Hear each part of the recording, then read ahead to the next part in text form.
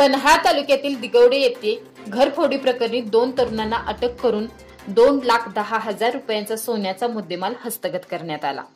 याबाबत पन्हाळा पोलिसातून मिळालेली अधिक माहिती अशी की दिगवडे येथील सचिन सुरेश काळगावकर यांच्या घरात 10 जून ते 25 जुलै या कालावधीत अज्ञात चोरट्याने प्रवेश करून स्वयंपाकघरातील भांड्याच्या कपाटात असणारे 30 ग्रॅम वजनाचे सोन्याचे दागिने चोरून नेले होते। सचिन काळगावकर यांनी पन्हाळा पोलिसात याबाबत फिर्याद दाखल केली होती। या गुन्ह्याचा तपास सहाय्यक फौजदार सलीम सनंदी हे करत होते। तपास अधिकारी सलीम सनंदी यांनी गोपनीय बातमीदारामार्फत मिळालेल्या माहितीनंतर त्यांनी दिगवडे येथील तुषार सरदार पाटील व वाघवे येथील इंद्रजित बंडोपंत पाटील या दोघांना ताब्यात घेऊन तपास चालू केला। दोघांनीही सुरुवातीला उडवाउडवीची उत्तरे दिली। पोलिस खाक्यात दाखवताच नंतर गुन्ह्याची कबुली देत 30 ग्रॅम वजनाचे सोन्याचे दागिने तसेच मुद्देमाल किंमत 2,10,000 रुपये त्यांच्याकडून हस्तगत करण्यात आले।